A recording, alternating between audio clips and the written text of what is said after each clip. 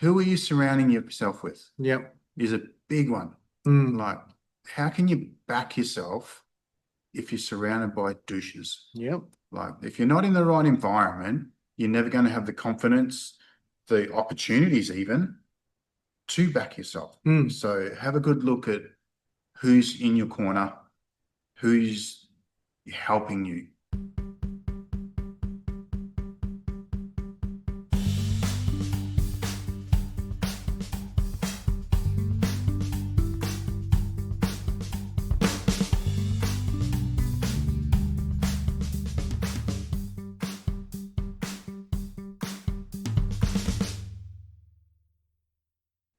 Hello, everyone, and welcome to yet another episode of the Kyl Reber podcast.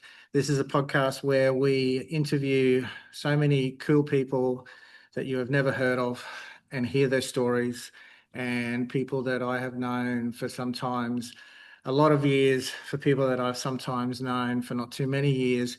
This person I would say I have known for many years and has a very interesting story and is probably a little bit overdue as to coming on here. His name's always been in the back of my head, but he would be the last one to admit that he's looking very forward to talking about himself for the Yeah. next however long. Yes. Yeah. But we'll crack on and get amongst it. Ross Weeding, thank you, sir. You're welcome. I'm excited to be here. You are? Yes. Yeah? Once we get through the nerves, I am excited. There's some good opportunities. There is? Yes. There is. Yeah. And everything's an opportunity. Absolutely. All right. Now, for those who are new to what we do, every guest has a list of 10 questions. We send them the questions a little bit earlier so they have time to go over them, have a theme on answers, think to themselves, what the fuck did he just send me? And that gives us a basis for our interview. The 10 questions that we have this year, some are regenerated from last year, some are new, and some I've already been told by some of our future guests have stumped them a little bit. And that's exactly why I like sending these questions. It's a little bit different to just asking the same stuff that we would assume that people get asked on podcasts. So, question number one. Yes. Birth to now in 8 minutes, and it never is 8 minutes, No. but it's just some vague cutoff. 3, 2, 1, go. Vague. Okay, so I'm nearly 54. Grew up in Rockhampton. For those that don't know Queensland very well, Central Queensland. Beef territory. Yeah, beef territory. My dad was actually a meat worker up there. Mm-hmm. He wasn't a very good one because he had 3 fingers missing. Although back in those days, I think they did it for money. Yep. There was quite a lot of fingers missing from meat workers. Okay, cool. Yeah. I would say that my childhood was average. Mm-hmm. When I say what happened through my childhood, some people would probably think, oh, that's probably not a good childhood. That's not the best childhood. But I didn't know any different. So to me, it was just a normal childhood. Yeah. So I'm the youngest of 3. Mm-hmm. Both my brother and my sister are 17 and 19 years older, respectively. And by the time I can recall anything as a child, they'd gone. Right. Okay. Probably the reason for that was my dad was an alcoholic, largely unemployed, and my mum did all the work. What year are we talking, Rocky? So I was born in 1972. So I'm toddlerish, mid-70s. That would have been a rough time in Rocky too, wasn't it? Yeah. It's a rough town. It's a rough town. There's no sidestepping that. No. There's a lot of issues there. Yeah. Gets super hot Yes. and drives people nuts. Yes. Yeah. So yeah, Dad was always at the pub. Never really seen him or had much of a relationship with him. So I was a lot closer with my mother. Yep. Like I said, my brother and sister had already fled as soon as they could. So I was like an only child, but I had a brother and sister, and I didn't really talk to them too much. I remember on one occasion I was up at the neighbour's house, and this lady came in, kissed me on the forehead, and it was my sister, and I didn't even recognise her. What was the age difference again? 17 and 19 years. So that's the difference between you and them. Yes. Yeah. Well, there was probably nothing to talk to them about. No, yeah, I never felt like I had a relationship Mm. with them. They weren't at home. My Mm-hmm. brother went up to Serena, Mm-hmm. up near Mackay, Okay. and my sister actually moved all the way over to Perth. Right. Yeah, so it wasn't like they dropped in very often at all. No. I'd see my brother a little bit more often, of course, Mm. but I don't think I ever spent any time with my sister until I was 10. Yeah, right. Yeah, so that was a little bit, yeah, I felt like an only child. Mm. I didn't have many friends growing up. I was always overweight, so I sort of had a little bit of low self-esteem. Mm-hmm. But in the same regard, my parents always let me play whatever sport I wanted to try. Mm-hmm. And I tried a lot of sports as a kid. Mm-hmm. My main sport I played was hockey. Mm-hmm. Reasonably good at hockey, like regional level representation. Mm-hmm. Couldn't quite get to state level, both indoor and outdoor, depending on time of season. I also had a crack at cricket and rugby league, and I raced BMX for 4 years as well. Yeah, under Cobra. Yeah, for those that know Cobra, I think they were made up in Toowoomba, Yeah. from my memory. Yeah. But hockey was always the main one. Every year I played hockey, and those other ones were summer, maybe school sports, and then BMX was just a bit of fun on the bike. Yeah. Average at school, like C's and B's. Didn't excel, didn't fail. Yeah. Things were going okay there. And yeah, just a small country town life in Rockhampton. How long were you there for? So I left Rockhampton in 1989 when I was just before I turned 17. So you finished high school? Yeah, I did grade 10 twice. Okay. So by then I was getting a little bit sick of school. I didn't really have much guidance at home. And I was away a little bit too much in the first year of grade 10. Repeated grade 10. Tried to join the army when I was 15, because as an army apprentice, you could join between the ages of 15 and 18. Went down to the recruitment school here in Brisbane, which was the first time I'd ever really left town. They put me on a Greyhound bus and sent me down to Brisbane. God, how good were those bus trips? Yeah. Yeah, stinky. And the recruitment officer said, look, we'd love to have you. Go back and do a year at TAFE, what they used to call a pre-vocational course. So I went back home, 1988, spent a year at TAFE in Rockhampton there and did the motor mechanics type pre-vocational course. Went back down later that year, and the officer remembered me, and he said, well done, we're going to take you in January. You start in the army in January. Excellent. And that was my way to get out of Brisbane, out of Rockhampton. It was to join the army. Your parents were here nor there about it? They were supportive, not supportive? Didn't really get much response from my father, which was common. My mum,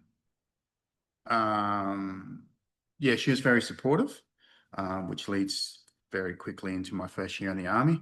I remember when she put me on the bus, God bless her, she was riddled with conditions and things like that. She was waving at the wrong kid on the bus. I'm sure that kid looks back going, who the fuck was that? Yeah, but That's anyway, lovely. yeah, he got a little wave goodbye. So came down to Brisbane, hopped on a plane. I think there was 6 of us in total from Rockhampton, and they flew us down to Albury-Wodonga. Off the bus into the army barracks, people yelling at you, screaming commands. Yeah, all that sort of fear-based induction into the army. And yeah, 1989, I left home at the age of 16, nearly 17, and joined the army. How long were you in for? 10 years. 10 years. So the first 2 years were down in Albury-Wodonga. It was like a training school. All your theory gets done. And then by then you're closer to 18 and you're sent off to proper army units. So yeah, that was an interesting time because there was 400 teenagers on this army barracks. God. I know. It's nuts. Like we could spend an hour on the stories that come out of that place alone. Would you do it again? Yes. Yes. So what was good about it then that you would do it again? I think the way it's, well, I abused the lessons that were being taught to me, but I still picked up some time management, ironing, just general respect, cleanliness, organization, all of those sort of things that comes with joining the military. You don't really have a choice, so it's sort of drummed into you very early. So yeah, those things have still stuck with me. I hate being late. I'm super early in the military. If you're on time, you're late. Yeah. Yeah. So I'm always early everywhere. It drives my wife mad. So those foundation blocks are still present. Yeah. Yeah. Yeah. So you do your 10 years? Yeah, we'll go back a step because it's Yep. an important step. So as soon as I joined the army, it takes a little bit of a turn here. My mum left dad. So she only stayed with my father while I was at home because obviously she's also at the blunt end of alcoholism. It was pretty tough for her. And I witnessed that a few times. I remember one time we had a LC Tirana, an old Tirana. It was a two-door Tirana. Yep. I'm in the back seat, of course, and they're having a domestic in the front. I can't get out. Like I shouldn't laugh about that. I know, and I do laugh myself because like that was my childhood, and I didn't know any different. And as you just said, these are the things like, and especially in an age where you're growing up in a town, no social media, no internet, No, very little TV, like growing up in that similar area, you were probably the same as us. You had the two TV stations. ABC and I think maybe 7. Yeah, you had this conglomeration of the others. Yeah. So that was all you had. So whatever you saw, that was just, this is normal. Yeah. Your parents don't do that? You guys are the And weirdos. it's a rough town. Like it's not uncommon to hear that. I used to watch the kid across the road get chased around the house with a father with a horsewhip because there was the stables over there. That's what he had in his hand. Yeah. Like, run. Like, yeah. But didn't think like, oh, I ring child abuse or anyone like that. That was just how it was. Mind your own business. Yeah. Like, as sad as it sounds, that's what it was like. That's just what it was. So yeah, mum left my father in my first year of the army, and he didn't take that too well. And trying to think exactly when it was, probably April-ish. It was around Easter anyway, because I just come back from Easter holidays, and my father killed himself. He committed suicide, which at the time I wasn't really that upset about. I was never close to him. It caused more trouble than good for most of us, and yeah, it didn't.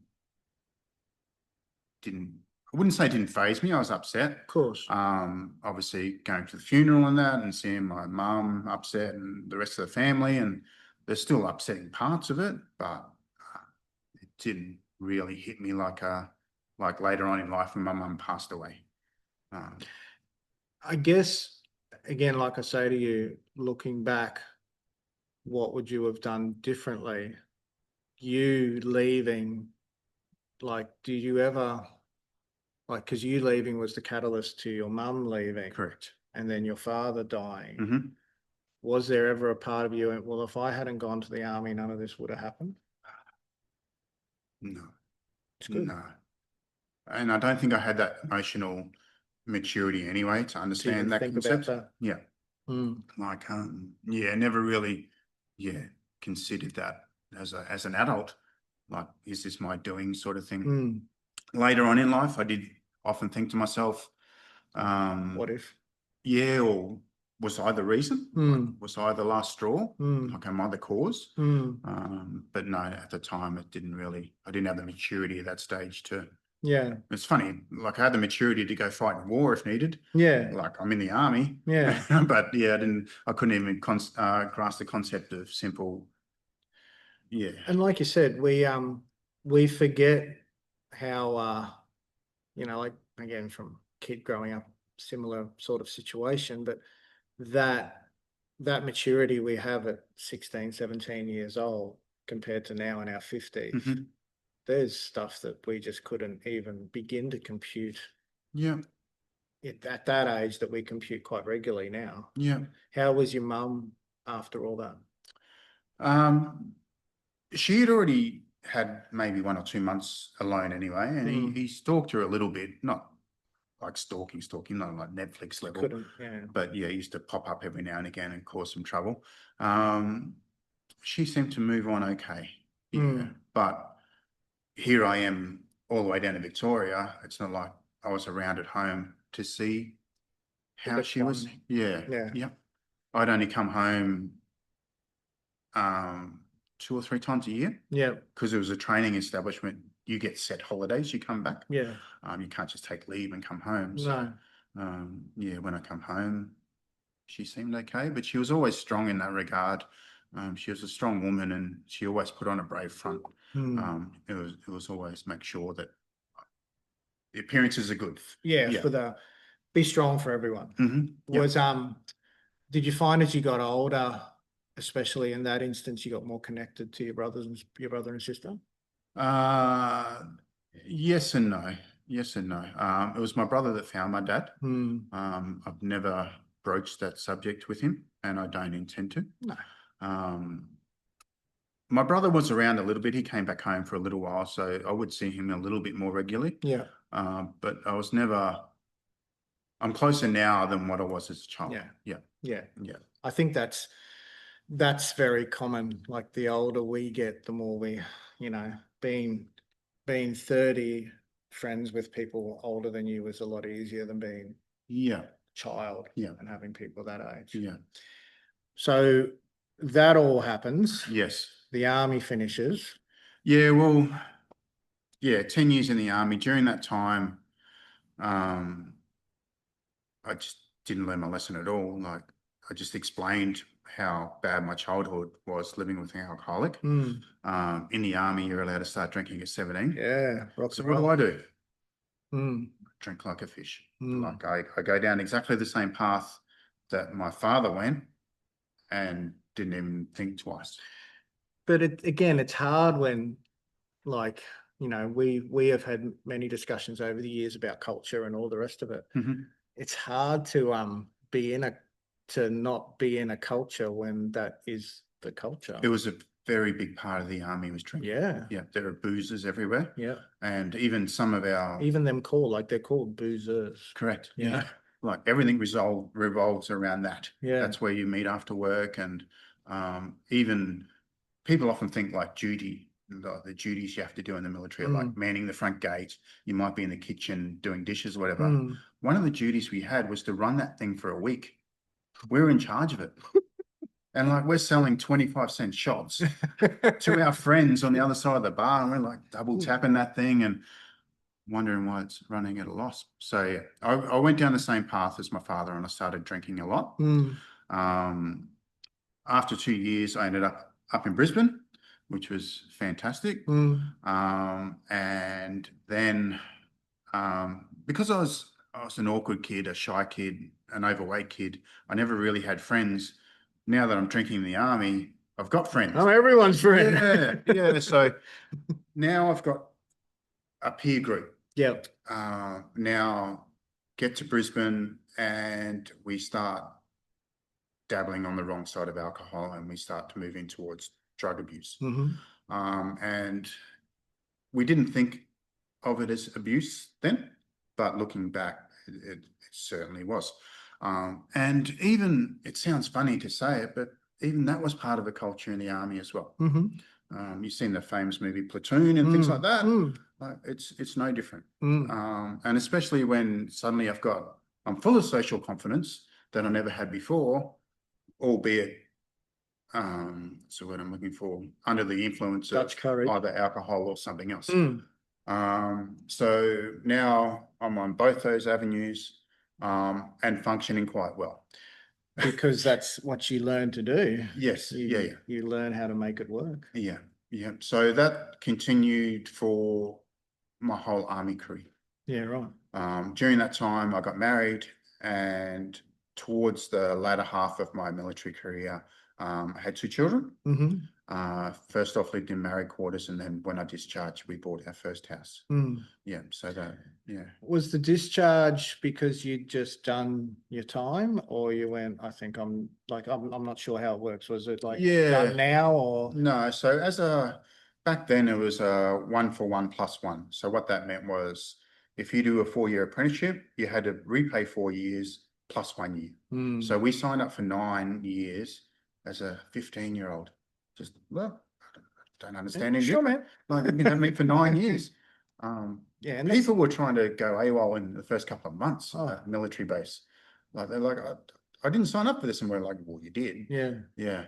God. So, yeah, I got to 10 years and there was probably 3 or 4 factors that were at play. 10 years meant I had long service. So there was a potential cash payout, which meant we could buy a house. We just had 2 young kids and they were looking to send us north because everything was deploying north. So that either meant Townsville or Darwin. And neither of those options back in end of the 90s were a very favorable place. No. So we just, and plus my ex-wife's family lived in Brisbane. We had all the family support for the kids and we just thought that's enough. Yeah. At 10 years, you have to do 20 years to get to your military pension. Wow. Which is quite an incentive, but that's another 10 years you have to get through. Yeah. So yeah, we decided to pull the pin at 10 and I discharged from the army. I was having issues with my shins as well. I was still playing hockey at a representative level for the military now. Yep. And we played a lot on AstroTurf, which is cement-based turf. It was either sand-based or water-based, but it's very hard on your shins. Horrible. Plus the 15K route marches and everything else that you carry and do all the other military stuff. My legs were a little bit shot. So there was a medical out there as well. And they offered me a medical discharge, which I took because it meant that they would pay for a year of retraining. Yeah. So what do we do then? So I discharged and I ended up at Serena Russo College in Brisbane. You would have heard of that. Oh, yeah. Yep. And I did a dual diploma in business management and human resource management. Okay. Yeah, so a totally different avenue. I was never a very good mechanic. The stitch up with the army is they teach you how to be very good at fixing tanks. But once you leave the army, there's not very many tanks. Yeah, so it's very hard to be re-employed outside of the army. Yeah, right. All you work on is diesels, but they won't give you a diesel ticket. So you can't go directly into the mines because you're not a diesel fitter. Yeah. So I did some business management, HR management. Okay. And I ended up becoming a case manager for work cover. So workers' compensation. So injury management. That would have been interesting. It was the very first day at lunch. I had to run down to Dymocks and buy a medical dictionary because I had no idea. Like, I'm trying to help these people, and they're like, "Oh, I've got like rotator cuff injuries." I'm like, "Where is that?" Look it up in the dictionary. But I enjoyed it. Really, really enjoyed it. And I ended up doing that for 7.5 years. Okay. And went from low level to case manager up to senior case manager. So I was on the doorstep of management within workers' compensation. And that was good. Yeah, right. Everything else was still going the same way in the background, although I'd cut down my drinking. The other dependencies were still going. Yeah. But once again, I was still functioning. I'd never do it at work. Have some before I go to work. By the time I caught the train into work, it was good. Do my job, come home and start again. During that time, prior to joining the army as well, I'd also started martial arts training. So there's a bit of history back there that I'd forgotten about. When I got down to Albury-Wodonga, that's when I started Zen Kai in 1989. So a long time ago, which is, it's weird to say because there's other people that started after me that I was lower ranked to. Yeah. But yeah, 1989 and 92 years I trained for down in Albury-Wodonga with Peter Rowe. Yeah. And it's funny, like, did you find the because again, martial arts is how we connected. Yes. The martial arts stuff, I mean, we will talk about it more, but yes, it has helped along the way lightening the load and that sort of stuff. Yeah, there's definitely an outlet there. There's definitely an outlet there. So when I got up to Brisbane, and I'll put my hand up, it's a funny story, and like, there's other people out there that would be feeling the same. I know after running a club, the look on people's faces when they walk in was definitely what I felt. So I get to Brisbane, sorry, going back to 1991, I'll try not to go back and forth. Okay. I walk into Blood Axe and I walked in there and I'm like, nope, I do not want any part of this. It was pretty scary. In 1991. So Malcolm was still in charge. Yep. And it was predominantly a Thai gym. Yep. Like all I seen when I walked in. Mount Gravatt? Yes. Yeah. The big hall there that was on the Logan main road. Yeah. Yep. And I'm like, I don't want any part of this. No. Like it's scary as fuck. I know that I'm weak and feeble and I can't fight. And that's where I should be. But it didn't look very inviting. Like it looked like I would get hurt. And that's just my point of view from the one time that I walked in there. So if anyone's watching from there, like there's definitely no representation of what the club may or may not have been. It was very and I mean, look, it's not the only club that I walked into in that early to mid 90s period. Yeah. Like, because again, I'm talking 94 onwards. There was some, like, I mean, now there's still scary dudes training, but there was some very scary dudes coming out of like Blood Axe in particular. Yeah. Like, and this is going back, like, you know, when Kerry McNaught was finding his fame and all that sort of thing. Yeah. You know, there's a lot there. We used to, when I got posted to Enoggera, we used to walk through the bushlands to the Stafford Hotel. Yep. Because that's Radiators played, Screaming Jets, like all these bands played there for cheap. And Nugget was the head bouncer there. Yep. And he knocked out a few of my friends along that time. And he was so skinny. Like, like he was skinny back then. But yeah, so I didn't know him, but I first met Nugget back in the mid-90s, working the door at the Stafford Hotel. So I ended up training Kung Fu for a few years during the 90s. Okay. Yeah, which was fun. I enjoyed it. And I stopped towards the end of my military career. I didn't do any martial arts training, and I went back to it again once I was now working for WorkCover as an office worker. Yeah. Because I was working in the city, I stumbled across Wing Chun in Mary or Margaret Street. I can't remember. Mary Street, I want to say. With Alfredo Del Brocco. Yeah, as you went up the hill there, I think it was 3-story brick sort of building. I think it was Mary Street. So I went back into there and I resumed my training there.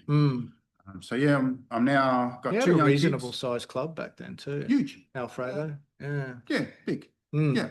And again, one of the first full-time centres in Brisbane. Yes. In anything. Yeah. Yeah. So now, I'm at WorkCover, 2 young kids, functioning marriage, and training some Kung Fu. Yeah, and everything was going okay. Had bought a house back then when they were cheap. Yep. Bought a house for what's now considered a deposit, at least. It's now considered a week's rent. Yeah. And ruined that opportunity later on down the life with divorce and everything. But yeah, that was where I'm at now. Now the mid 2000s, there was a structure change at WorkCover. I enjoyed doing injury management. I love the rehab. Not that I had to do the rehab, but I arranged it. Yep. Arranged return to work, got people back to work and back to functioning employment. Would have been fulfilling. Yeah, it was good. It was something that I really enjoyed. But they made a structure change, which meant you were now becoming more of a insurance assessor. And they offered a redundancy package, and I took that. So I'd left WorkCover and I ended up in the railway. Now the railway, as they should be, has a zero tolerance on any substances in your bloodstream. Hard to drive a train when you're doing that. Well, I wasn't driving. I was actually in the control room by then. That's probably even as important. Correct. Or more. Correct. So I had a reason now to stop. And I'd already cut down the alcohol. There was very little alcohol left. I'd realised that I was going down the same path as my father. Yep. Early in the 2000s. So that dropped off pretty quick. What would you have rated your using out of 10? Alcohol? Well, just in general. 10 being out of control, 1 being non-distinct. 7. Okay. Yeah. Okay. It was getting up there. So yeah, I'd now joined the railway and it was quite simple. I just had to stop. There was no ifs or buts. There was no carry on into that. While I tested the waters, I stopped. And the plain facts were, when I stopped taking substances, I realized I was unhappy in my marriage. Yep. Quite simple. Yeah. So divorce came very early in the railway. Yep. My ex-wife moved up to Hervey Bay. Yep. With the 2 kids. I actually moved to a place called Barham Heads for people that live up that way. Yeah. Beautiful place. Very quiet. Very jealous that they moved up there. Yeah, very quiet, despite very the great divorce. caravan park. Yeah, yeah. So now I'm in Brisbane with no kids, no wife, no house. Yeah. So that was tough. Yeah. Sorry, a little bit back up there. But it's all right. While I was training Wing Chun, they brought in John Will for a seminar. Yep. And I'd already stopped by then, and I'd started training Brazilian Jiu Jitsu. So for those who don't know, John Will, I guess you would call him one of probably the 2 main pioneers of BJJ in Australia, and still actively coaching. He was promoted to Coral Belt late last year. Yes. Yeah. Yeah. I'd actually walked in. It was funny. I've told you this story before. I actually walked into Northgate to Darren's club there, and everyone was rolling. I didn't know anything about it or anything different. But when you're rolling, you don't really have time to look around and see if people are on the sidelines waiting for help. No one came to ask me if I was interested, and I left, and I ended up over at West End at a different club. So the sliding doors moment again. It's funny, isn't it? Yeah, I could have been training with yourself at Northgate. Yeah. Which was way closer to home. I always said I said to Daz for a while, I said, are you just trying to see how far away from me you can put a club? Yes. Yeah. Riding a Vespa from Forest Lake to Northgate is terrifying. Well, I was coming the other way. I was still living at Bray Park, going to West End to train. Yeah, right. Probably passed each other in the ships in the night. Yeah, probably. Yeah. Probably. Yeah. So you've so we'll jump into the martial arts. Yes. So John Will, so you started, who was your first official coach as such in Jiu Jitsu? Matt Cooper. A guy called Matt Cooper. Yeah, at Advanced Martial Arts. That was 2004. So how did you, so we're essentially back to being on our own. We're navigating a divorce and kids. Yeah. We've picked up some training. We're back in the railway.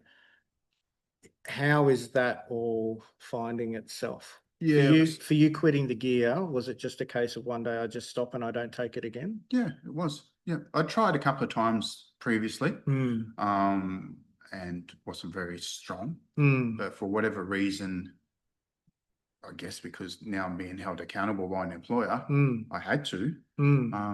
Just stopped. Cold turkey. Done. How did you find the jiu-jitsu when you first started then?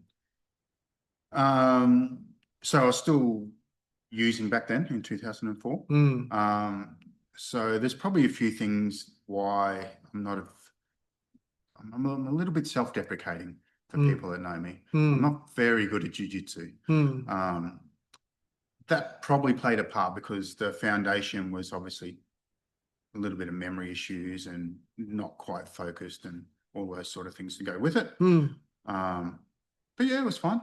Yeah, I never felt like I was a chronic smoker where I was running out of breath or coughing or had any raspy lungs or anything like that. So fitness-wise, I was okay. It was so, I mean, like you look at somebody joining now as a white belt compared to joining then. Yeah. Like, I don't know, what was Coop? Coop would have been a blue. Purple. He just got his purple. And that was like, oh. Yeah. Totally. Like when we started, Daz was a purple. Yes. And we thought that guy was, I always say, I thought he was Jesus. Yes. Like they were both around the same the whole way. Yeah. Matt and Darren. Yeah. The things that he could do was just phenomenal. Yes. Yeah, correct. Yeah. And I remember the comps in the early days back at White's College and a few other places. That's all they were. There was like, I know there was other little clubs like Southside had just started, etc. But it was basically Darren and Matt, and we were just bringing teams in. And back at the uni, we were doing uni comps, and I remember doing a couple of comps at the uni. Yes. Then he was doing, I think Matt was running those ones at White's Hill. Yes, correct. Yeah. Yeah. And yeah, it was just that thing. I always say we had to do those judo comps because there was no jiu-jitsu comps. Yeah, yeah. And you'd let the judo guys take you down, and then you did the Nawaza on the ground with them. Yeah. I'm not throwing a judo guy. Yeah. But yeah, looking back, it was a tough time to learn jiu-jitsu. There was no beginners classes, and information was scarce, and people didn't go easy. There was no care for anyone. It was a real, I hate to use the term kill or be killed, but it was a bit survival of the fittest. Yes. Like you said before about like walking into Daz's club and everyone was rolling and didn't really pay any attention. Yeah.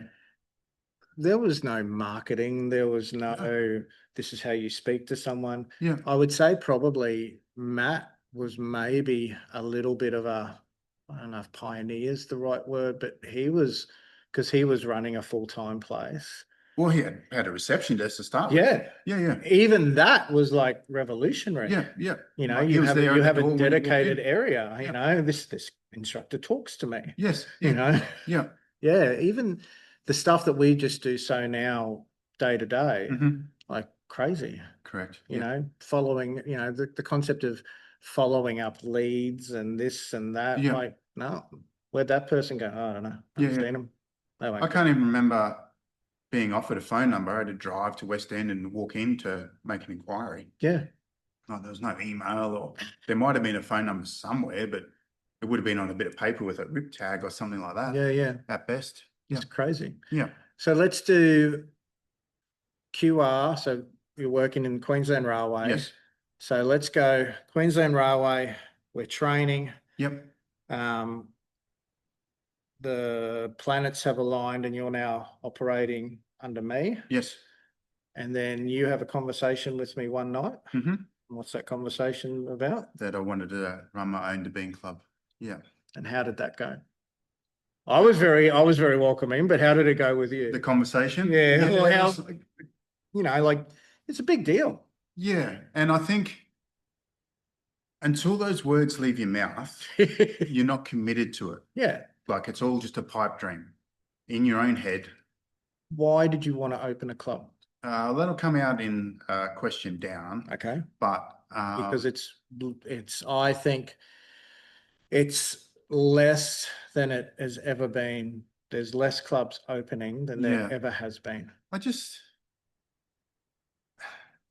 was that in love with jiu-jitsu and martial arts. And what are we now, 2013 I started with you, yeah. And I think we had that conversation about 15. 15, yeah, so about 2 or 3 years in. I just was able to identify what a club can offer to people. Yep. When they're going through hard times, good times, normal times, regardless, what it can offer to people. So the training was aside.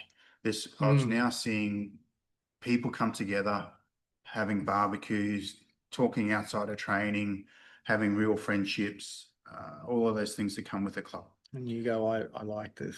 Correct. Yeah. So we won't spoil the question down the track. Yes.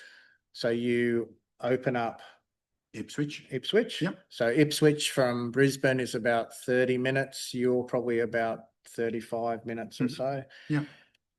How was that when it first started? Well, you got the messages, but yeah, it was tough. I always use you. I hope you don't mind. I'm doing it anyway. Yeah. I always use you as an example to anybody who is opening up a club. Yeah. And this is where I think, like, people who come into any full-time place, like, and not just my place, but anywhere that has a consistent turnaround. Yes. You open up your own club. Yes. Whether you want to admit it or not, I think there's an unconscious belief. Well, if they do that, I open the doors. It's just in they come. Yeah, it's that misguided quote, build it and they will come. Yeah. Well, they don't. They will come, just not straight away. Correct, yeah. And I remember more than one message from you, like 10 o'clock at night, no one showed again. Yeah. And it was a very poor position where I opened as well. you know, and it was just that thing, just hang in there, mate. Yeah. Just hang in there. Yeah. How long did it take before you would say it started, you know, to go, well, okay, so maybe I'm not flogging a dead horse here? So we opened on the 31st of October, 2016. So we're coming up to 10 years this year. Until I got the January rush. And even then it wasn't a rush, but we started to get some sprinkle of people in January. Yep. So that whole end of that year was rough. Yeah. And as I say to the guys, it's a long time just sitting there, Paying money. twiddling your thumbs. Yeah. Yeah, paying money. Yeah. No one's coming in. Yes. But yeah, and that's, I think, the perseverance side in, you know, again, like I said, that perseverance in the arts, us just going, this is going to happen. It's just not going to happen straight away. Yeah, like why wouldn't I hire a school hall for 2 nights a week compared to just jumping straight into a commercial I just think place? these days, and this is a whole different podcast. Yeah. I just think these days there is so many full-time places around. And when I say full-time places, not that the coach is running them full-time, but they are a full-time facility. They are an address and not a hall. A resident of that building. And I even remember when we opened the shed, it wasn't the whole, this is great. The big turn for me was that the first night after classes, I didn't have to pack up mats and put them back away. Yeah. I went, oh my God. How nice is that? What the hell? What is this? Yes. Yep. To do that every night. But again, sometimes we just, you know, we just crawl before we can walk. Yep. Yeah. So 2016. Yes. Then we do, so to be in Ipswich, you start to get a really good community there. It's growing. And then you make a big life change. Do I? Selling. Yes. Yeah. So in that period, in between my first wife, I had a second relationship. Yeah. That broke down as well. Prior to selling, I've met my wife, my now current wife, and things are fantastic. Like I honestly believe that you learn lessons along the way, and we get better 100%. at things. And I often tell other people that are struggling with relationships or even my own kids, just remember I was 47 when I met Lisa, and like this, what you can see now, like much like clubs and everything else, isn't like, there was a whole lot of work before that. We forget how much we have to fuck something up before we go. I think I've got to do it a bit. Yeah. You know, but so yeah, before I sold, I met Lisa. Yeah. And we got married even while I still had the club. Yeah. And it's funny, like we'll probably talk more about the selling stuff, but and how that was and how everything. Yes. The training all the way through that, and then you doing this on your own. It's funny how you said before, like, I'm not very good at Jiu Jitsu. Yeah. And again, we'll talk more about that too. Yes. I don't think it's about not being good at Jiu Jitsu. I think it's about not quitting. Yes. And this is like I only said this to someone this week. Something came up about someone leaving. And I said, can you imagine if everybody that joined, once they joined, they were here for life? Yes. I said, like, how many people, even in the short amount of time that you've trained, or this person, how many people have you seen that have left? Yes. You know, but you didn't. I think there's a difference between that, just, you know, and again, how many times in that, 9-10 weeks of no one turning up, did you just go, what the fuck am I doing? Correct. Yeah. You know, like, why did I even think this was a good idea? Yeah. Yeah. You know, but you didn't stop. No. And I was also messaging Matt Cooper, and he offered some really great advice. He's like, Jiu-Jitsu running a club is like a bus. People get on, people get off for different stops. And there is that train station theory. Yeah. So, and I just got used to people coming and leaving, and I got used to that early on. That's what they do. Yes. And that's no fault of their own. Somehow I've done it. You've done it. Yeah. 100%. Yeah. We do this, we do that, we do this, we do that. Yeah. With the selling, yes. Before we move on to question 2, with the selling, I know that would have been a very hard decision to make, Yes. but again, it hasn't stopped you from doing jiu-jitsu, clearly. But you just felt, like you said, it took me 47 years to get this right. Mm-hmm. This was worth more of my time now than this. Mm-hmm. And I couldn't do both as good as I wanted to do them. So I remember while I'm running that club 4 nights a week plus Saturdays, I'm also doing full-time shift work. Yeah. So like it was a big strain physically and emotionally. But yeah, I clearly remember coming home one night, and there's no judgment on Lisa. She doesn't even remember saying it. But I walked in one night and we were just having a conversation. It wasn't an argument or anything. It was just a comment she said. She goes, "I think I'm lonely." And I'm like, fuck, I need to be at home. Like that was it. And whether or not I'd subconsciously thought about it before, that seed was planted so deep in my head. Like it was time to wrap things up. And I had a few other issues. I had a lawsuit against me while I was running the club, which left a sour taste in my mouth. COVID, which we all went through. It's rough. So I'm not saying I'm on my own, but the 6 years that I had, it was a ride. It's hard, man. And I mean, like, it's the thing, like you say, like we've spoken once already about regrets. Like, yes, it's not that I regret anything, like I wouldn't necessarily change it, but there are times where you just have to go, I just don't think I can do all of this all at the one time. Yes. Like we were just talking off air about things like burnout, biting off more than we can chew. Yeah. I think it takes a greater person to say, no, I don't think I can do all this, as opposed to I'm just going to do this until everything just crashes. Yeah. Yeah. And we spoke about it. I did. I just went guns a-blazing until I burnt myself to a cinder. I was beyond burnt out. Like I was smoldering left. That was all that was left. So that's 3 years ago?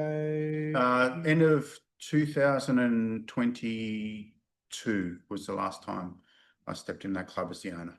How does it feel now? Hard. I'll give you that analogy. It's like an ex-girlfriend. I don't want it anymore, but I hate seeing someone else with it. Her. But how do you? Offensive. Yeah. I mean, it'd be the same. Like, yes, I've had people even come here asking about like ownership or like this is mine. Yeah, you know. But the crux of the decision won't change. No, I wanted to be home more, and I wanted to be a better husband. And when I say, how does it feel now? How does that feel now? That being at home or being around. Fantastic.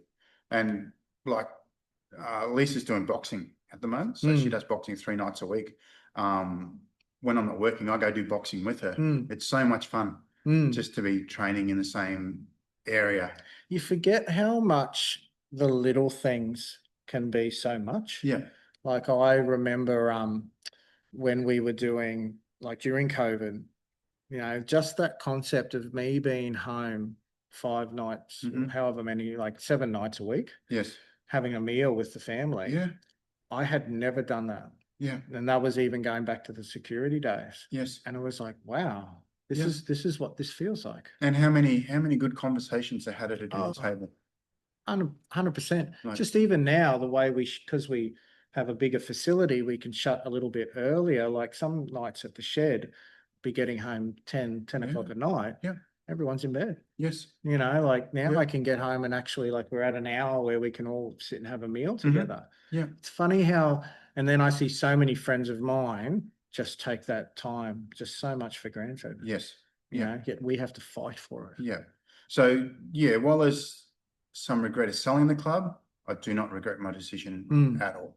At all. It was the correct decision. That's good. Yeah.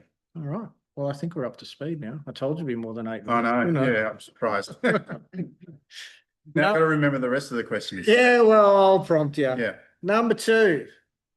2 non-negotiables that you must have/do every day. Okay. So the way I approached this question was because you said every day rather than non-negotiables in life. So if it was in life, we could talk about people's relationships, behaviors, all those sort of things, which are non-negotiables. But for me, number one, and it's a bit combined, every morning when I get up, regardless of what time I wake up due to shift work, I get up and I have my greens and water drink, and I read the page of the Daily Stoic.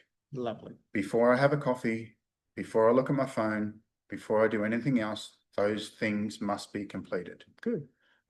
So I've got 600 mils of water in, bit of greens powder, bit of creatine, all those other things that we like to mix in there. And I've tried to improve myself, and I've read a page out of a book rather than looking at my phone. Why? Well, I've lost a lot of weight. So you would have seen me at my worst, and a lot of people have. I used to be around 115 kilos, currently sit around 96 because I come back from holidays last year a little bit, but I'm normally a bit between around 95, 96. So I'm down 20 kilos.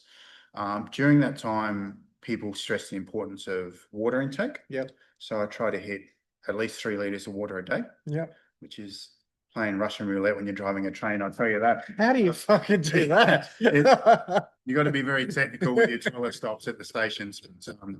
So that's half a litre or 600 mils of water first thing in the morning. And that's how that started, was just trying to get that water intake in. But yeah, just especially before coffee as well, because coffee's got some dehydration in it. So it was purely driven by my dietary and physical changes, was that intake of water. The Daily Stoic, I'm not sure whether you put me onto that. I think I did. Yeah, and I gave my first book away to a friend, my brother-in-law. We're talking The Daily Stoic by Ryan Holiday. Holiday, yep. And he has a page a day. Yes. From quote with some of the great Stoics. Yes. And then he pieces it together. Yeah, there's normally like a theme for each month. Yeah. And I'm not a very good reader. Like I struggle to read. Sometimes I got to read books 1.5 pages at a time. Like I have to go back half a page and reread it. So I'm not a very good reader. So once again, reading that 1 page a day, a little, how do you eat an elephant? One small bite at a time. 1 page a day every morning of reading. I like to think that it's helping in that regard. And then feeding my brain with some good wisdom or information before I look at that phone and just ruin the rest of my day. There you go. With doom scrolling. And I was going to say, would you call yourself a doom scroller? Yes, but I'm more aware of it now. Yeah. I'm not perfect by any means. But yes, I do find myself a little bit fixated on it more than I should be. Yeah. Yeah. Very good. Yes. Very good. And number two, because that was combined, number one, is particularly of recent events, always tell your partner you love them and try not to, you can't always go to bed not angry, like you might have had a rough night, but I'll always at least tell them I love them. Yeah. Yeah. And we can sort the rest out the next day. It's a very simple thing that we forget to do. Yeah, because tomorrow's not guaranteed. Tomorrow's not written. Yeah. 100%, mate. Yeah. 100%. 3 people alive. Oh, sorry, question 3. Yes. 3 people alive or dead that you would love to have over for dinner. Yeah, so this one I had I love stumped me. I love this question. Yeah. This is a new one. It's a pretty I won't discredit the answers by saying it's a boring answer, but I had trouble with it. Yeah. So I've gone for someone deceased, someone alive, and someone famous. It's a very analytical method. Yeah. So deceased is simple, my mum. Yep. So my mum passed when I was training with you, because I remember I was at Senjo that day, and I can't even think of how old I was, but I was towards 40 anyway, so only about 13 or so years ago. And she had dementia.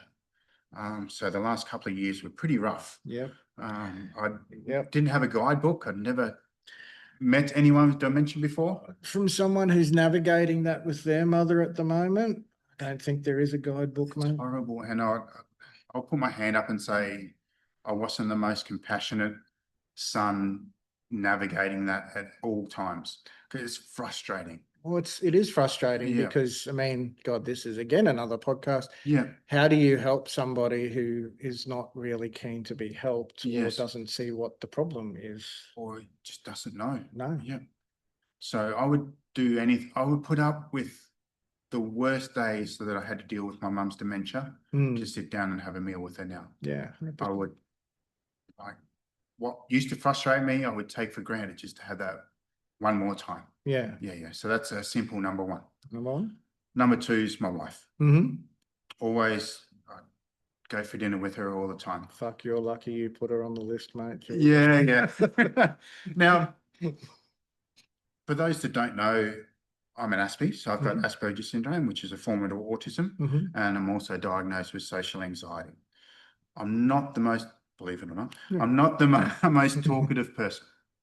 Yeah. Like there was a lot of nerves coming here today. Oh, I don't doubt that. So even when I have dinner with Lisa, sometimes we'll just be sitting there in total silence.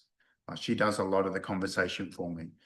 Sometimes that's, I mean, and again, like you said, you talk about, like, I mean, again, there's all the other things that go with that, but just sitting with somebody, having like, I'll get this sitting with especially some older mentors of mine, just sitting and just feeding off their energy and just sitting there. Or just appreciating the moment. Just being in the room. Yeah. Like you said before, like, just sit here. Yes. You know, we don't have to solve. And again, that's somewhere where I am with my mum at the moment. Like, do I just sit with her? Yeah. You know, as opposed to just being back and forth. Yeah. Yeah. And it's always easier after the fact, isn't it? 100%. So me hindsight is a wonderful thing. Yeah, me looking back with my mum, I would agree. I would just spend as much time as I could. Like, don't get so frustrated or stressed about the things that neither of you can control. Because remember, they can't control it either. No. And just enjoy that moment. So yeah, number two would be Lisa, even though sometimes I'm not the best companion, but I appreciate the fact that we've got the time to go out for dinner. How boring would it be if we were always the perfect companion? Yes. Yeah. If we never fought, we agreed all the time, we never had even the slightest, like we felt afraid to give our opinion on something, how fucking boring would that relationship be? Yeah. Yeah. Who's number three? This is the one I had trouble with. I admire a lot of people. I look up to a lot of people. I seek podcasts and listen to a lot of people, but I couldn't think of anyone that I want to have dinner with. That's fair enough. Because at dinner, it's more relaxed. Like I'm not there to, although at some dinners you'll get some information and you'll feed off each other and you'll talk and have conversation, all those things. I feel like some of those people I look up to, I would much rather a seminar or a podcast or some active intent. It's an interesting answer. Yeah. So people like, well, you could say Jordan Peterson. I wouldn't be able to keep up with him. I would not understand anything that he said to me. I thought of Anthony Bourdain. He would be a fun person to have dinner with. There's a fella that I really like listening to at the moment, Chris Williamson. I'm going to go see him in 2 months. He's a fantastic podcaster, but he doesn't make anyone feel stupid. No. So he would be a nice person to have. He seems very down to earth. Yeah, I think I could have dinner. But the person that I've come back to, and it is Jiu Jitsu related, but it's not, I don't want to go there and learn techniques, is I'd probably like to have dinner with Henzo. I think that would be fun. I have said to more than one person, like you talk about just sitting and letting people talk. Yes. I could listen to Henzo talk all day. Yeah. There's just something about his mannerisms, his speech, how animated he gets when he talks. Yes. Yeah, yeah. Yeah. And I've been lucky enough to sit down and have a burger and a milkshake with Chris Howder outside of class. And those type of people, he was talking about Russian trolls and robots and things like that on the internet. He was talking about jiu-jitsu, and it was just fun. Like, isn't it funny when you sit down with these people, like even these podcast questions? Yes. You know, like you're talking about stuff like I've already learned so much about you. Yes. Yet when we get together, we talk a lot about jiu-jitsu because that's what we have in common. It's so refreshing sitting down and talking to people about something that you never knew about them. Yes. Like, you know, I remember sitting with Hoyce Gracie having dinner once, and he just, we start chatting, and he just pulls out his phone, and he's showing me this footage of him doing these SWAT courses, and he's shooting in LA, and I'm like, I never knew you were a shooter. Yes. And he said, no one ever asked me. Yeah, They just want to talk to me about jiu-jitsu. Yeah. We're both pretty close with Pete, and I cherish that relationship I have with Pete. And I think that's because whenever I see him, we talk football 100%. non-stop. So for those who are in the loop, Pete DeBean is my jiu-jitsu instructor, and he is, I guess you'd say he's your one too, your mentor. Yeah. And when Pete comes to the house, we talk about the gardens, the dogs, the house. Don't ask about Teslas. That's a oh God. Like I remember we had a 40-minute conversation about hue and pine floorboards because, where do you get that from? It's like, and again, like, it's funny, like, we'll finish the seminar here, we'll go over the road, and these guys will be barraging him with questions. Yes.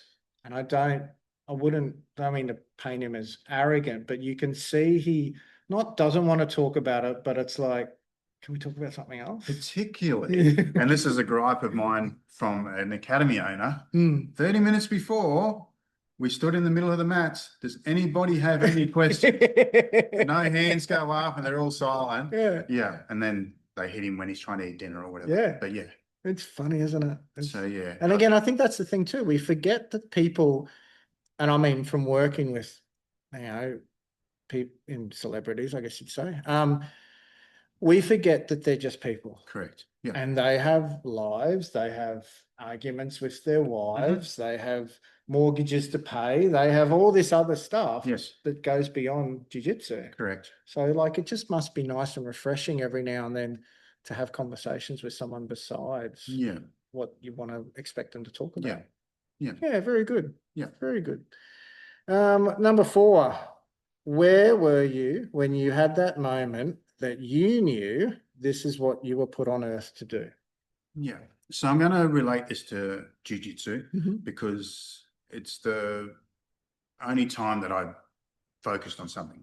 Apart from that, I've been floating through life in between employment and relationships and life, and that sort of dictated where I go. But I guess opening in a jiu-jitsu academy was the only decision that I've made as such, like an important decision in that regard. So I remember it clearly. Like, I've been around clubs a lot through different clubs, and I remember it was one of the camps that we had up the Sunshine Coast. I'd been to 1 or 2, I think. Maybe this was the 3rd one, and this was the time that you had this crazy idea that you were setting up like the faster racks. And God, there was just those things.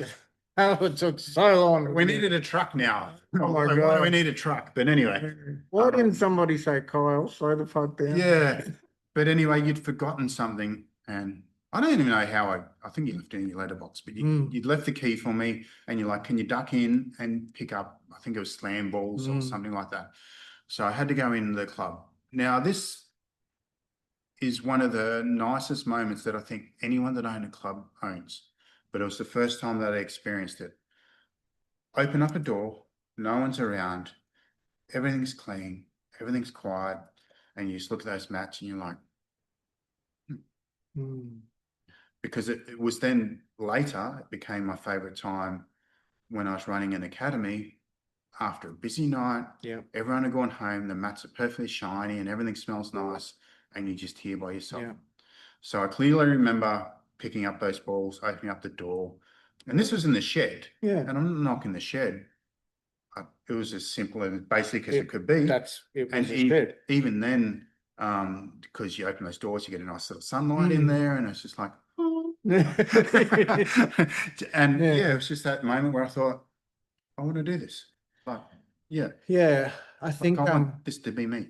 It's funny, especially the Saturday mornings that I'm here when we finish that last class and everyone goes. A lot of the time, just through the traffic and everything, I'll usually do the mats myself. Yes. Yeah. And you kind of find things to do whilst no one's here, because it's just I don't know, even now sitting here, like this, Yeah. I just love, Helen calls this my cubby house. Yes. Yeah. Because I just come here and touch that, clean that, Rearrange rearrange it. that, Yeah. like, Yeah. but yeah, it's I don't know if cathartic is the right word, but it's, it just, I get what you're saying. You don't appreciate it sometimes, like coming here when it's busy, it's Mhm. great.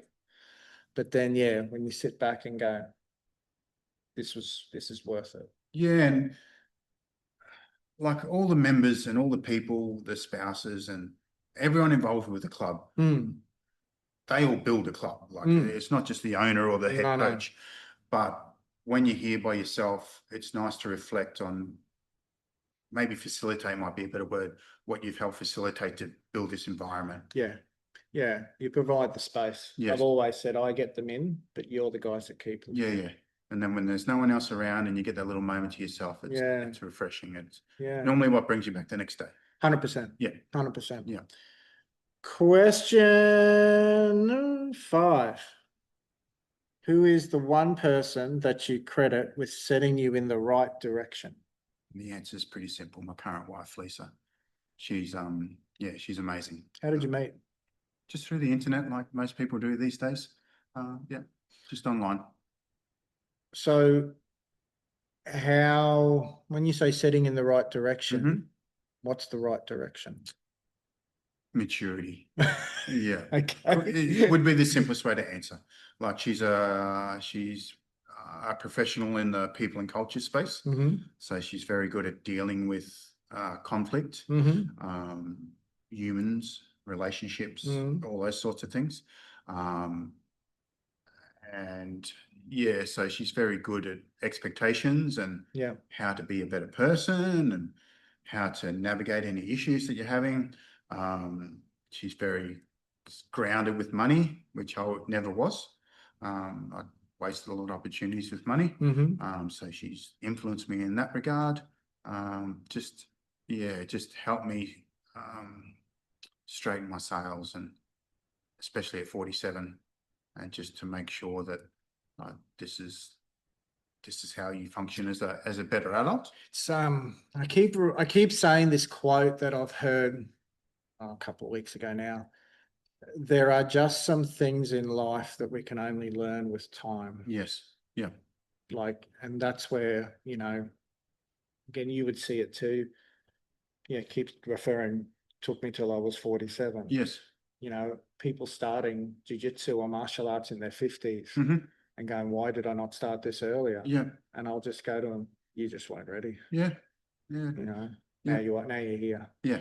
Yeah. So the answer is pretty simple. Like she's been very, very good for me. And yeah, it's dictated everything that I'm doing now. Yeah, really good. Like not just her for me, but just I can see the value, and I want to be a better person to be a contributing part of this. You've got a little bit of property now, don't you? Yes. Yeah. 2 acres. Yeah. How does that feel? Nice. Yeah. Yeah. Yeah. Except when you got to mow it. Yeah, because it's a lot of work to mow. There has been the odd shot on social media of you walking around in your underpants, or even less. Less, yeah. Well, that started. Yeah, there's a whole story behind that, but that was a shot at my sister. Yeah. Hey, man. Yeah. So yeah, but it's nice. Yeah, the neighbours are that far away that I can pull those sort of pranks and not have to worry about it. That's the stuff that we just, again, like you said, there'll probably times where you just even take that for granted. Yeah. Yeah. Like it's hard traveling 90 minutes each way to work. But shift work means I'm generally out of traffic. But every time you get home, when you pull in the driveway. Yeah. Oh yeah, that was worth the trip. Yeah. Horse out the back, and we got a little dam and lots of room. It's nice. Yeah, that's good. Yeah, good. All right. This is a new question. Number 6, rock star or movie star, which one, who, and why? Yeah, so I was a bit confused what answer you were looking for. I admire both professions greatly. Which one would you rather be? I didn't answer it that way. Okay. I went with pick a side and then pick a person. Sure. Yeah. If I was to, which one would I rather be? I've always loved to have been more musically inclined. Mm-hmm. So I'd love to have been a musician. Okay. I've tried multiple instruments and I'm not very good at it. And maybe it comes back to reading because I can't read music very well. Yeah. That I could learn the chords and then they're like, all right, here's the book. We're going to start playing. I'm like, fall apart. Yeah. I just couldn't do it. So if that was the assumption of the question, I probably would want to be a musician. Okay. My answer was I came back to movie star Mm-hmm. and I've come down to Keanu Reeves. Mm. Yeah. Wise choice. Not due to his movies, No. for the person that he is. I've only heard good things. Absolutely. And like we're a long way away and we only see what's in the media, but he's a very humble person, a very giving person, lots of gratitude. And also one of my other interests is motorcycles. I was going to say the fact he's got his own production of motorbikes. Yeah, which is I didn't even know that until Yeah. like 6 months ago. Yeah, that he's gone down that his path. whole brand. Yeah, correct. Yeah. I couldn't name the brand. I have watched the documentary and I know. but Me too. yeah, so I went down the path of I went to the movie star side and in particular Keanu. Yeah, just for the person that he is. Yeah, very good. Because there's some very arrogant actors that I like, but I probably wouldn't want to be around them. But I think I'd like to spend some time with Keanu. Yeah. Yeah. Very good choice. Yeah. He's also yeah, like you said, you would walk past him in the street and have no inclination that he We was used to get just a train from all I know. Yeah. You know, there was not terribly long ago, someone took a photo of him just sitting on a subway. Yeah. You know? Yeah. It's like, fucking hell. Yeah. That would just blow me away. Correct. Yeah. Yeah. Very good. Number 7, 2 things that are on your bucket list. Yeah. So they're both very similar, but they're both separate for different reasons. Roger. So number 1 is to travel. Mm-hmm. Travel. There's a few destinations that are high on the list. Travel's just escaped you over the years? Yeah. So you get married, you have kids, all those sorts of things, divorce, life changes, all those sort of 100%. Things meant that. So this all comes back to my mum again. She passed away at the age of 78. She had never left the country. Yeah. And I know it's harder back in their generations because flights were a lot more expensive. They weren't as common. You can't just go on the internet and book them. Like, look, I empathise with that, mate. My mum's 84 and it's exactly the same. Yes. She's never had a passport. Yeah. And my old man, before he passed away, he did nothing but leave the country for work. Yeah. I think it is a different generation, and travel, especially airlines back then, was considered, you know, I don't know, the richer Correct. class. Yeah. But it's crazy that you can be that age and like, God, well, Ivy was 9 the first time she went to Thailand. Yeah. I was 32 the first time I did anything internationally. Well, we're just too busy working. Yes. Yeah. So yeah, my mum was 78. She passed, it must have been when I was early 40s, like 40, 41, thereabouts. I still never left the country until I was 50. Yeah. Like even after that moment when my mum had passed and she had never left the country, I still hadn't. And when you did it, how easy was it? Yeah, I know. Yeah, like it's like the same as flying to Melbourne, just an extra hour. It's fucking ridiculous. Yeah.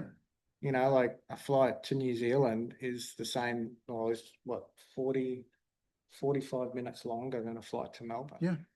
And nearly cheaper in some sales. Yeah. Yeah.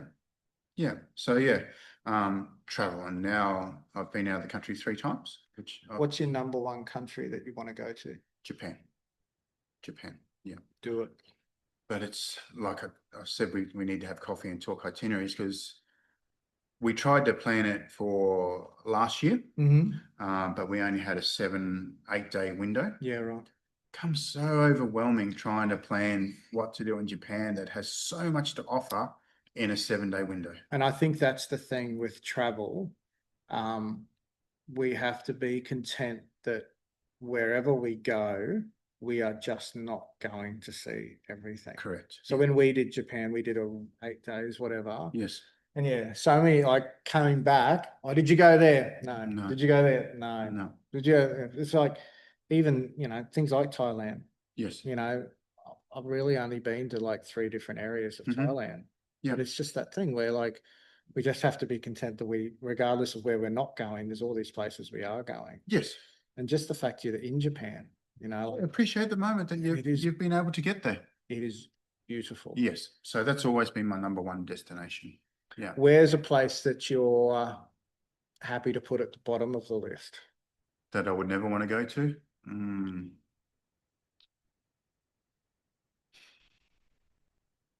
Most parts of America, or probably, sorry, but Britain, London, whatever you want to call it, UK. Well, not UK, because I'd like to go to Scotland or Wales, but probably England was probably down there. And particularly of late, they're having a bit of trouble at the moment. So I don't have much. England in particular, so not the UK, but England in particular. That's fair enough. Yeah, I don't really have a. You've probably knocked off the 2 most expensive places to go to. Yeah, yeah, yeah. So the 3 places you've been to already, Yes. which is the one you've enjoyed the most? Probably Vanuatu. Yes. The simplicity? Yes. Yeah. And even we just came back from the Cook Islands. They're even more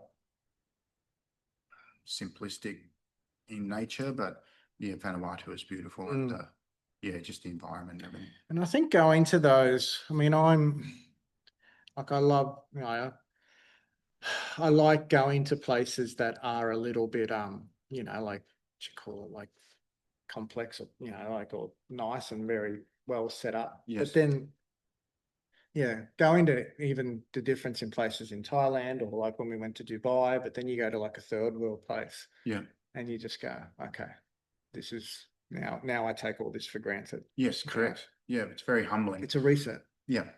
And I won't say I've been lucky because I arranged it, but both Vanuatu and Cook Islands, I was fortunate, for want of a better word, to coach while I was there. I've seen that. That was awesome. Yeah, and I got that from you when you went over to the Dominican. Yeah, just to be able to give something. Yeah. And just to see the feedback, and it's great. Yeah, so they offer special memories from those 2 holidays. And you forget from traveling and teaching, like you said, again, I'll bring you back where you said I'm not too good at jiu-jitsu. Yeah. You would have taught them something, if not the smallest thing, that they have never seen before. Yeah, yeah. And they just go, fuck. And that's the thing I've noticed with coaching in different countries or even different clubs, the stuff that we do day to day, it's not that what they're doing is substandard, but we just give them something else. Yeah. And they go, oh shit, that's revolutionary. Yeah, yeah. Oh, God, we do that every class. Like the first time I contacted Victor from Vanuatu, I'm like, oh, I'm going to be here for holidays. Do you mind if I drop in? I'm just a black belt. I'm nothing, no high level competition. He goes, bro, we don't even get black belts. Like, please. Yeah. Please do. And he took us out for dinner that night and showed us around. Huge twisted events. He owns a carver bar, so we tried carver for Tingly as a guest. So the good stuff. Yeah. Like he opened up things that normal tourists wouldn't see. Yes. Just by that connection. 100%. I offered something. He offered something in return. I think we got the better deal, but that was never my motive. It's like a bartering thing, isn't it? And again, that's the thing. Like you just offer them some kindness. Yes. And there you go. And doors open. And I tell people that all the time. Don't undervalue what you'll get from martial arts or the community and what you can offer. Yeah. Yeah, good. Number 2? Yes. Bucket list. So I've always been into motorcycles. I like riding motorcycles. Yes. And it's still travel, but it's a different type of travel. So I want to travel, and in particular, I want to travel with my wife. Yep. Visit the world. But number 2 would be I've got an adventure motorcycle. So one that can go off-road. So I want to go east to west through the Simpson Desert, and I also want to go up to the Cape and back. Take a bit of Ewan McGregor, Charlie. Yeah, exactly. Charlie Ball. I remember watching them when I was younger. Yeah. So yeah, the second one's more of a solo sort of challenge in a way. I'd like to do that. And it's funny, like Helen will have this chat to me. She'll say like, you need to have a hobby. Yes. And I'm like, I have a hobby. it's martial arts. She goes, no, no, that's your work. Mm-hmm. For you, even though martial arts was your work, but it's not your work anymore, to do something completely external to that can be like quite liberating. Yeah. Yeah. Well, it was one of those conversations, like I'm getting closer to retirement. So we're talking more at home about retirement, about what our options are, how much do we need, all those sort of things that you just hits you one day. You're like, shit, I've got to plan this stuff. And she's like, what are you going to do all day? You can't sit around here all day. I'm like, oh, I'd like to go tour on a motorbike. And boom. That was it. We put it together. Yeah. 100%. Yeah. Question 8. If you could live anywhere in the world, where and why? Yeah. So once upon a time, I was always the straight answer, Melbourne. Yep. I always wanted to live in Melbourne. Just love it down there. The coffee, the cobblestone roads. I'm a mad AFL follower. Jiu Jitsu, just everything appealed to me about Melbourne. And yeah, I remember once a job come up down there. And I'm like, oh, I should apply for that. And then I'm like, I can't afford to live in St Kilda. I probably could have, but it would have been pretty dingy. Or I can't afford to live in the city. So where am I going to live? In the outer suburbs? Yeah. That defeats the purpose. And when am I going to live in the same sort of suburbs like Forest Lake, North Lakes, all of those residential it's just pockets? a transpond it.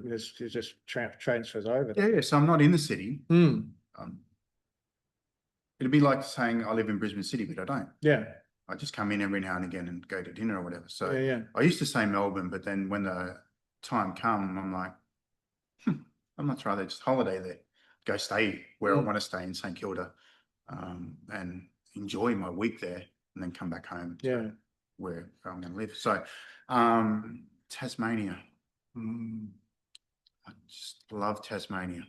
I've been there, I want to say 4 times now. Yeah. I have been there too. We joked and called it our poor man's Europe holiday. Yes. Do you prefer winter or summer in Tasmania? I'm definitely a winter person. Yeah. And I think that's growing up in Rockhampton. We loved it. Yeah. We were there in June. Yeah. It was like a June holiday, June, July holidays. Loved every second of it. Yeah. And I loved that it was just quiet. Like we did a thing we did a tour thing. We had a car, but we did what is it, Bruny Island? Yep. Yeah, because Helen wanted the oysters. Yes. And I'm driving around Bruny Island going, I could live here. Yeah. I could do this. Yeah.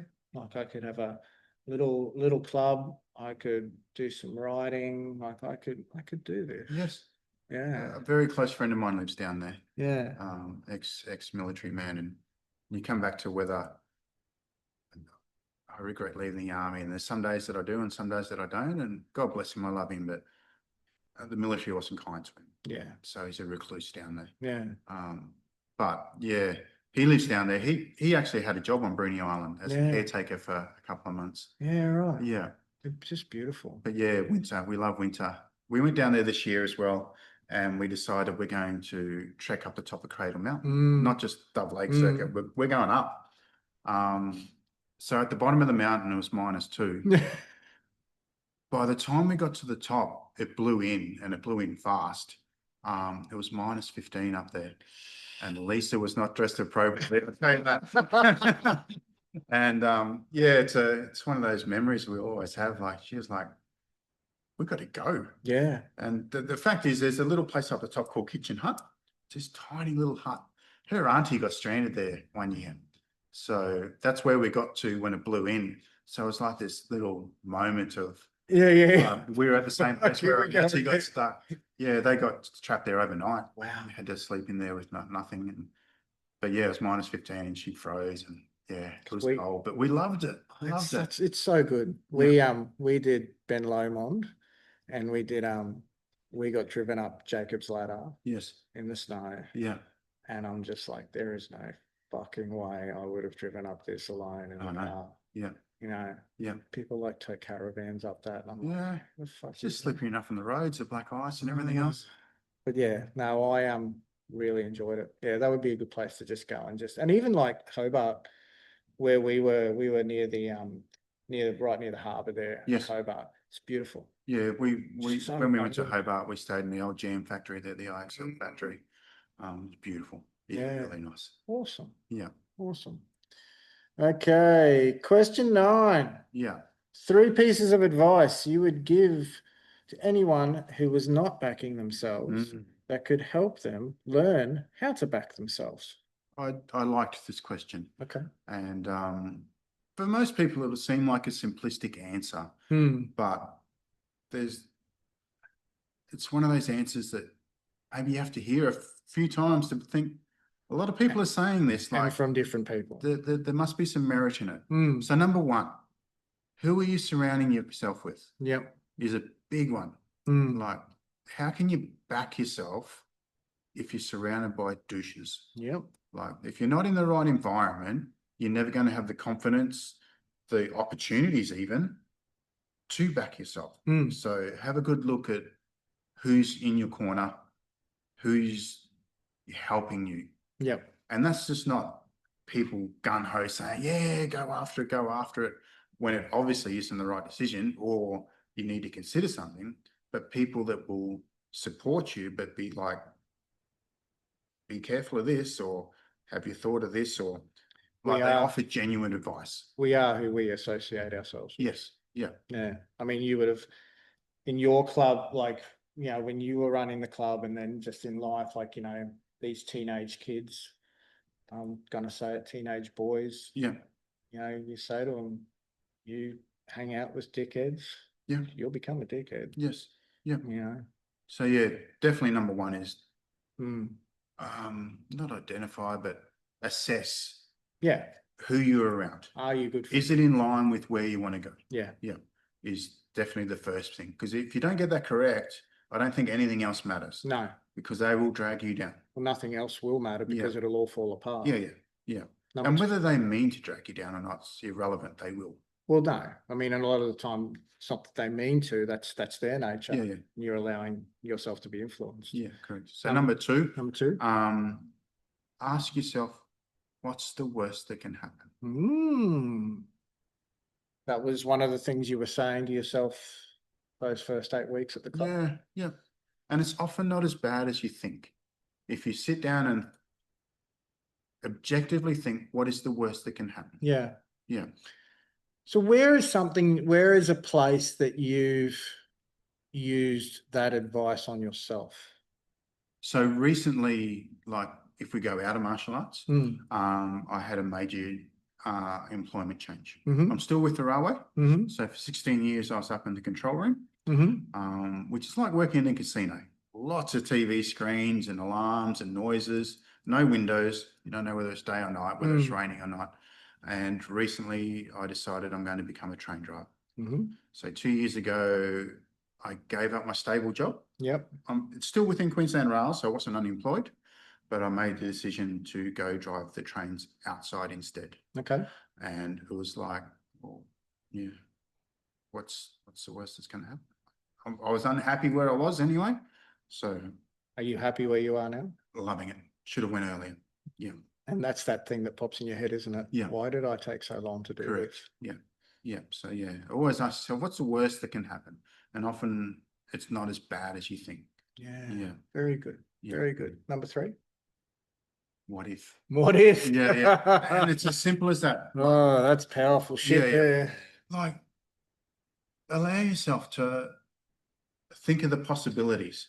It's that what if in a good frame, Correct. Not a bad frame. Absolutely. We've already addressed it in number 2. So number 3 is now, well,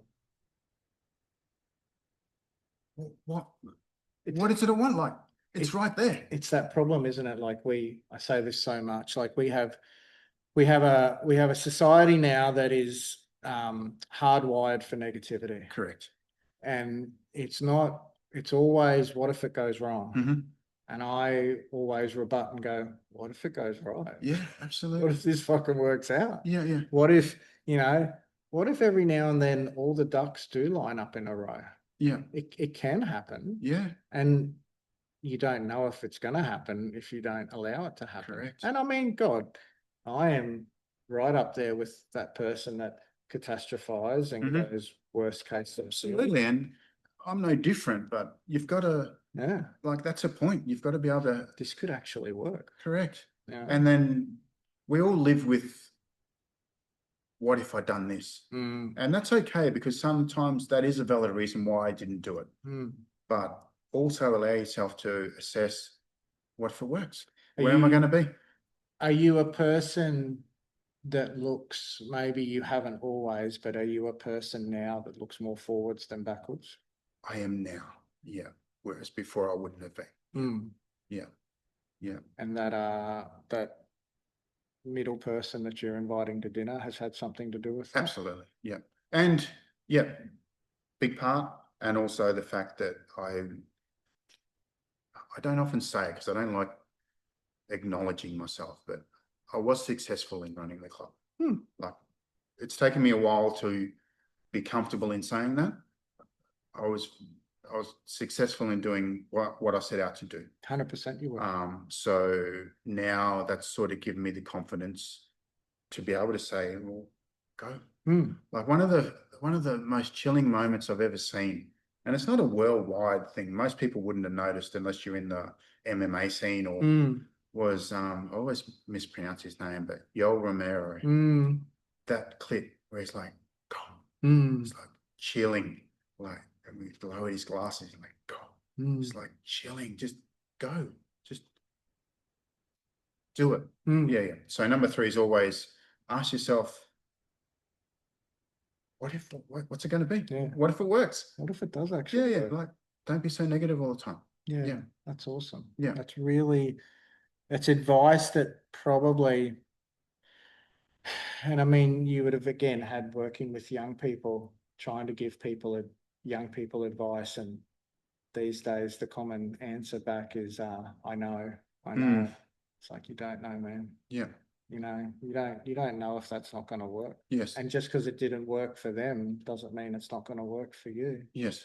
Or how many people have stumbled the first couple of times? So even if it doesn't work, so I say, what have you learned? Say in here, I don't believe in second chances. I believe in second, third, fourth, fifth, sixth, seventh, eighth chances, because you're not going to get this right every time. Yeah. And that's, again, the expectations we're putting on ourselves. I even said it to the guys in the Jiu Jitsu class this morning. Yeah. That morning group, 35 is young. Yes. in that morning group. Yeah. So, look at all the jobs you have, and, you're all at a management, business owners, high level, like corporate level, yet you're coming in here and getting the shits because you're not winning every round. Yes. Are you fucking for real? Yeah. Like, well, how does it not correspond? Yeah. And look, in the grand scheme of importance, where does that fit anyway? Oh, Not winning a wrestling round at 5 o'clock in the morning at your totally. at your sporting club. I said to him as well. I said, put your hand up if the alarm went off this morning and you sprung out of bed and couldn't get here fast enough. Yeah. And not one hand. Yeah. I said, now put your hand up if you're so glad you got up and you came. Yeah. And they all went back. Absolutely. I said, and that's win, lose, or draw. Yes. It's what if. Yeah. So even if you do fail, like they say, fall down 7, stand up 8. Yeah. Yeah. 100%. Yeah. Last one. If you could write a letter to your 15-year-old self, what would the first paragraph be? Yeah. He was, I feel sorry for that kid. I honestly do. Yeah. Like I said, I didn't have any friends, had a bit of a rough childhood. Have you ever seen anyone like, now that I keep going back to 47-year-old transformation? Do you see any kids now that you just go, it's like looking in a mirror?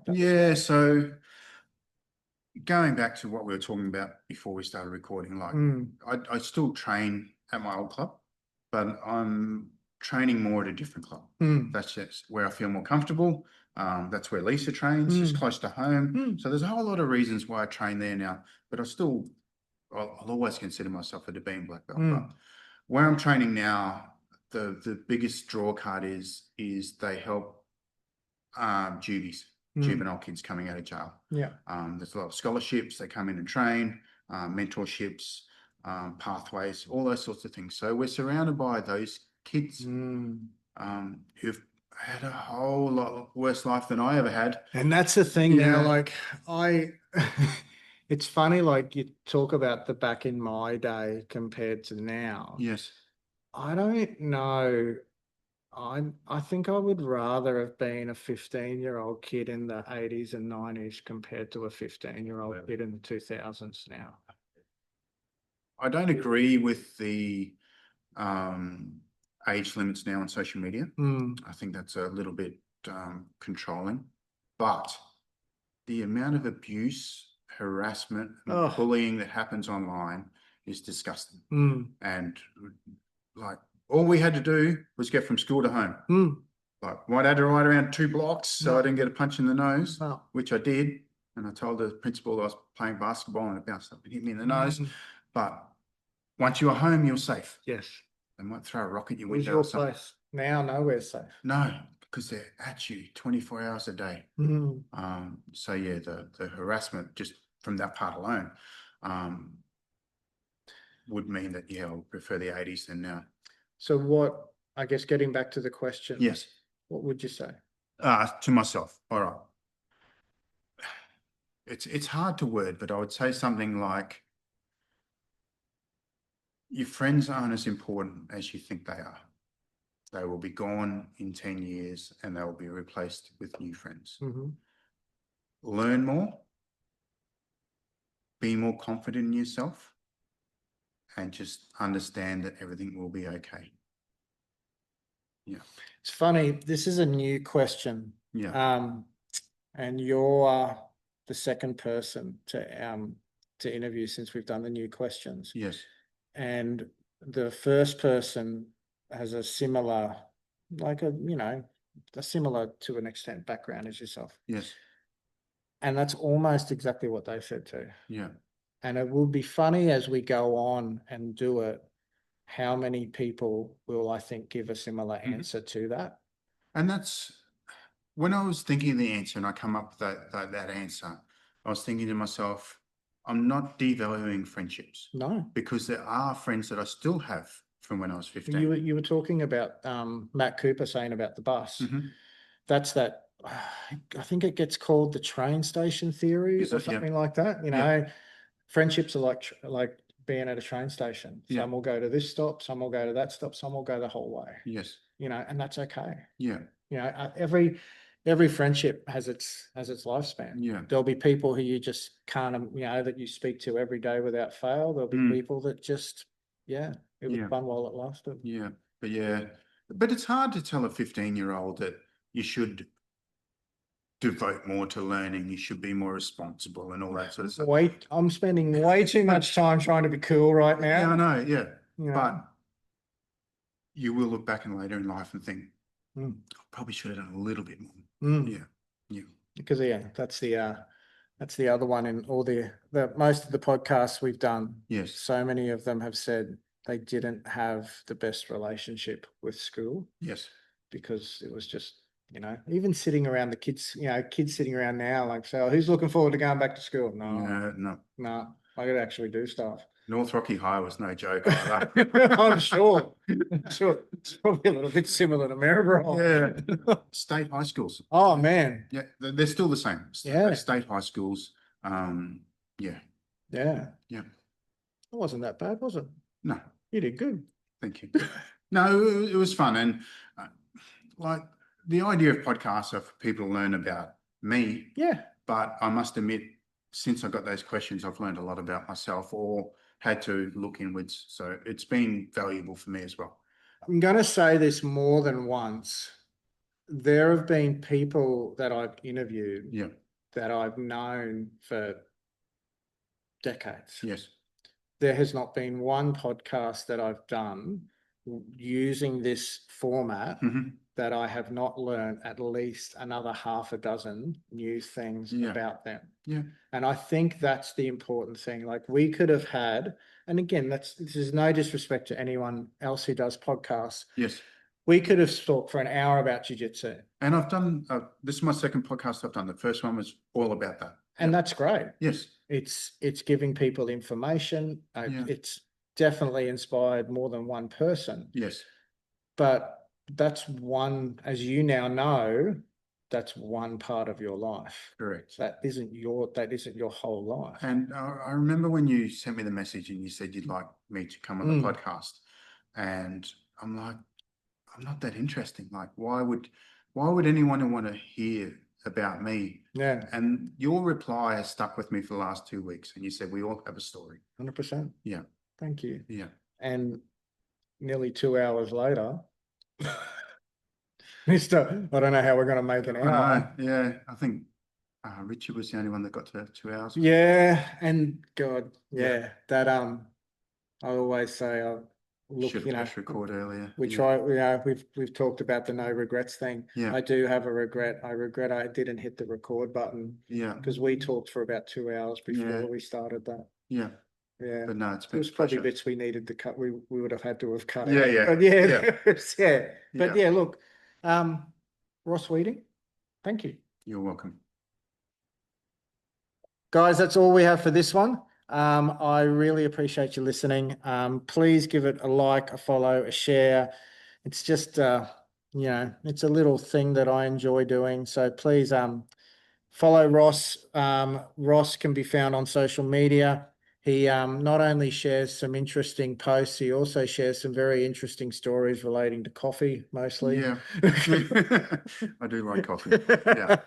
But guys, we'll have more podcasts coming up down the way. Listen to some of the past ones.